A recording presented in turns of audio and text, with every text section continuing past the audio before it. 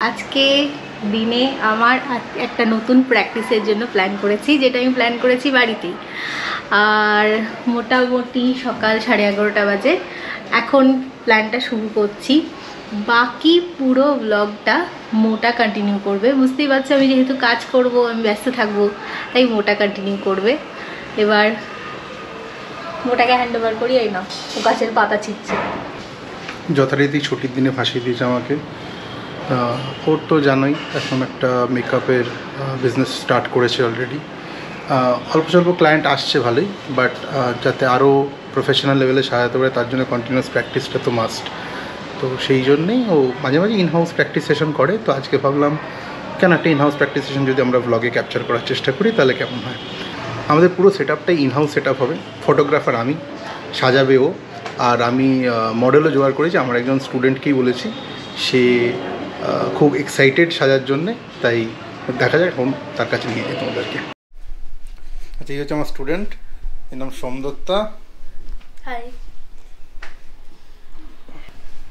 এই হচ্ছে Somdatta makeup artist.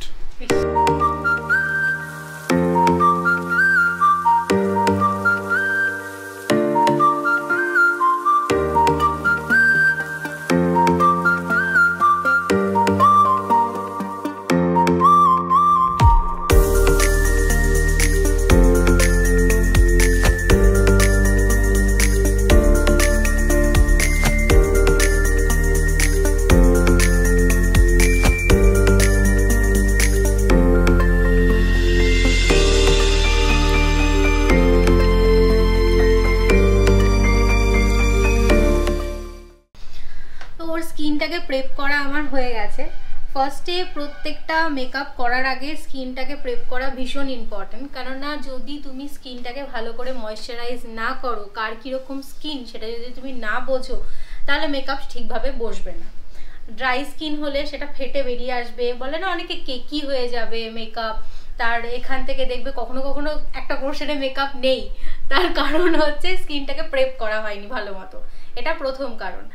আর যদি কারো অয়েলি স্কিন থাকে তাহলেও তাকে ওয়াটার বেসড ময়শ্চারাইজার দিতে হবে, জেল সেখানে ক্রিম বেস ময়শ্চারাইজার যাবে না। এই জিনিসগুলো যদি বেস লেভেলে কেউ না বোঝে তাহলে খুব সমস্যা। তো আপাতত ওর স্কিনটাকে পুরো ময়শ্চারাইজ করে প্রাইমার দিয়ে আমি রেডি করে ফেলেছি। নেক্সট স্টেপে এখন যাব।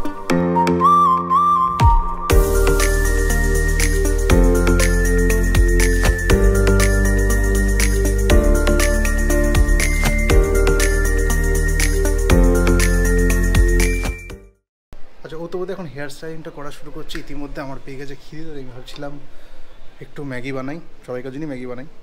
আর আমার হাতের ম্যাগি তো জানো, এরা নিজেরা ম্যাগি বানানো বন্ধ করে দিয়েছে, আমি যবে থেকে ম্যাগি বানানো শুরু করেছি।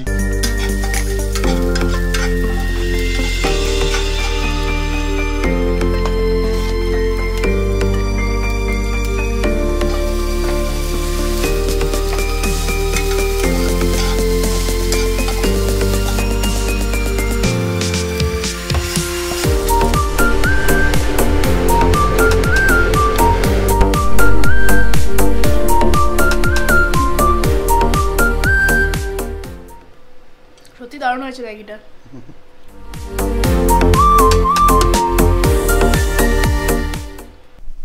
এগুলো একটা দিক চকচক করছে, একটা দিক করছে না কেন? এদিকটা বসিয়েছিস না? ব্লেন্ড করেছি।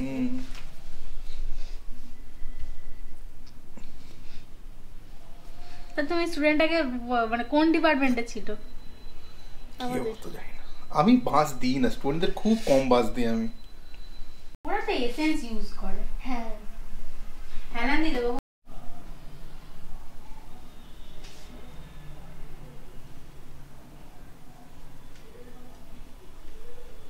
ম্যাচ তো গলার সাথে করাতে হয় নাকি?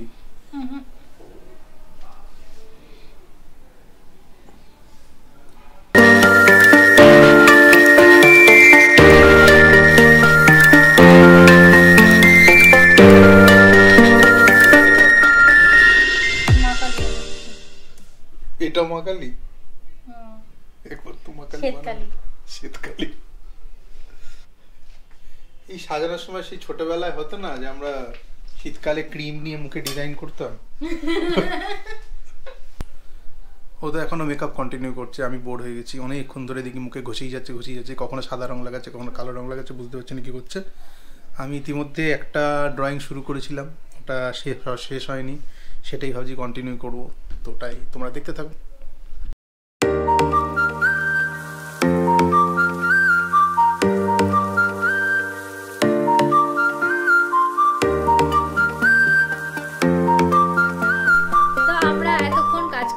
করতে করতে মোটা গেছে মালা আনতে, মানে চুলে কি ফুল দেওয়া হবে সেটার জন্য ও এয়ারপোর্ট 1 নম্বরে গেছে, সেখান থেকে ফুল নিয়ে আসবে। আর ততক্ষণে আমি ওকে শাড়িটা পরিয়ে ফেললাম। জাস্ট ওর বেস মেকআপটা কমপ্লিট হয়েছে, বাকিটুকু এখন কমপ্লিট করব। সাথে থাকো, দেখতে থাকো পুরো ব্লগটা, আশা করছি তোমাদের খুব ভালো লাগবে। আমি বাইরে থেকে চলে এসেছি ফুল টুল নিয়ে। এখন বিয়ের মাস নয় বলে ফুল একদমই মার্কেটে পাওয়া যাচ্ছে না, যা পেয়েছি প্রচুর দাম নিচ্ছে, মানে 50, 100, 200 যা যে যা পাচ্ছে চাইছে, তাই বার্গেনিং করে তাও যতটা পেরেছি নিয়েছি।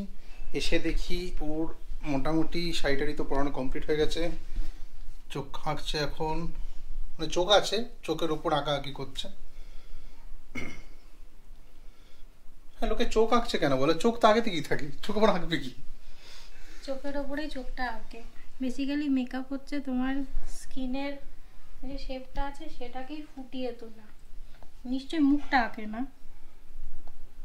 তাও তো আঁকছে, দেশা দেখছি আজকাল। ডান্স কতদিন শিখেছিস? ডান্স কতদিন শিখেছিস? শিখেছি তাও ক্লাস 10 অবধি। ডান্স শুট করতে পারিস তো একটা, তাহলে ইচ্ছে আছে বাট কোলাবোরেশন হয় না। মেকআপ আর্টিস্ট অলরেডি আছে, বাকিটুকু দরকার।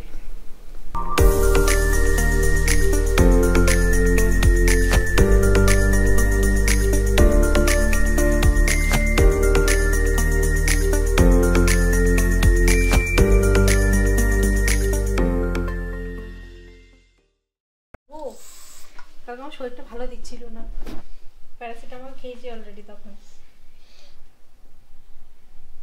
জোর করে না, আমার ছুটি আছে, তুমি কালকে কি করো, আমি তোমাকেও হেল্প করতে পারবো। কালকে যা ঝাড় দিয়েছি, তুই অনেক ভালোভাবে বললি।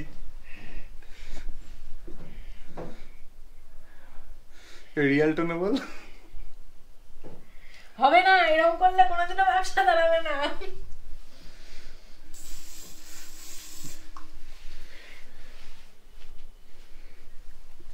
আচ্ছা তুই ওকে জিজ্ঞেস কর, তুই কি ওকে এরপরে ডেটে পেতিস কিনা, কোনো আমাকে বলতে হবে না, সেটা পরে জিজ্ঞেস কর। আজকে না হলে এরপরে যদি 4-5 দিন পরে কি ডেটে পেত তোকে? না না, ইন্টার্নশিপ শুরু হয়ে যেত। অ্যাকাউন্টটা করছে না, করার পরে লোকে কি করে ডিরেক্ট এখান থেকে ছাড়াতে যায়, বুঝলি, তখনই ওটা আটকে যায়। আমি যদি এটা টেলকমটা দিয়ে এভাবে করি, দেখ লাগলো না।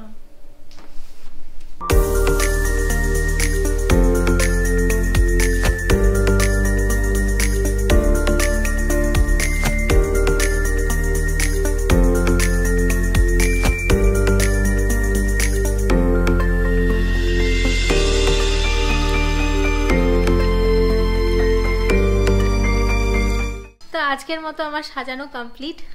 এই দেখো আমি রেডি করে ফেলেছি ওকে, আর ফটোশ্যুট চলছে আমাদের জোড়াতালি স্টুডিওতে আমাদের ঘরের ফটোগ্রাফারকে দিয়ে।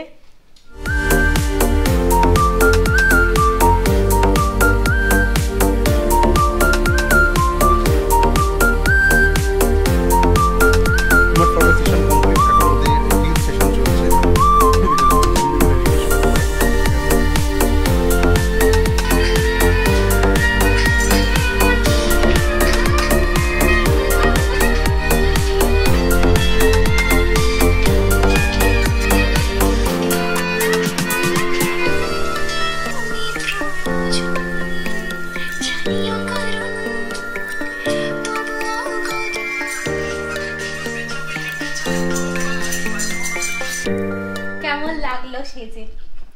সেজে তো খুবই অসাধারণ লাগলো। আর শুভশ্রীদি পুরো নিজের বোনের মতন আমাকে ভালোবেসে ভালো করে সাজিয়েছে। আর কি বলবো, খুবই ভালো এক্সপিরিয়েন্স। মজা পেয়ে গেছো? হ্যাঁ, মজা পেয়েছি। চলো নাও ডেস্ট্রয় দ্য মেকআপ। সাজানো তো কমপ্লিট হয়ে গেছে, হার্ট কমপ্লিট হয়ে গেছে, আমাদের ডিনারও। ঘুরে এসে যখন বিছানাটার হাল দেখলাম তখন মনে হলো ও মাই গড, পুরো মনে হচ্ছে আফরাতাফরি হয়ে গেছে, এখানে ঝড় বয়ে গেছে, আমফান আমফান। একটাই কথা তখন মনে হচ্ছে, সেই কমেডি শোতে যেমন বলা হয়েছিল না, जब इतना है समेटने को तो रहने देते हैं, छोड़ देते हैं। আমার শুধু এটাই মাথায় আসছে, ও মাই গড, এতগুলো জিনিস গুছিয়ে তারপরে ঘুমোতে যাব। যাই হোক, মোটা নিজের মতো কাজে চলে গেছে, আর আমার সমস্ত জিনিসপত্র উলটপালট করে গেছে। এই যে কমপ্লিট না, আমি তাই বলছিলাম, না কমপ্লিট শোন না, সেই অভিষেকের মতো মনে হচ্ছে, जब इतना है समेटने को तो रहने देते हैं। যে বলেছিল না গ্যালাক্সি, তো চুইয়ে লোম আটকে গেছে, মানে কি বলে চোখের পাতা আটকে গেছে কেন, ওটাকে ল্যাশ বলে। তুললে পুরো বাতাস উঠে কে এসছে দেখে এসো। আরে মন ভেঙে গেল রে। তো আজকের মতো ব্লগটাকে আমি এখানেই এন্ড করছি। তোমরা সাথে থেকো আর নেক্সট ব্লগেও আমাদের সাথ দিও। এখনো পর্যন্ত এটুকুই, tata, bye bye, good night.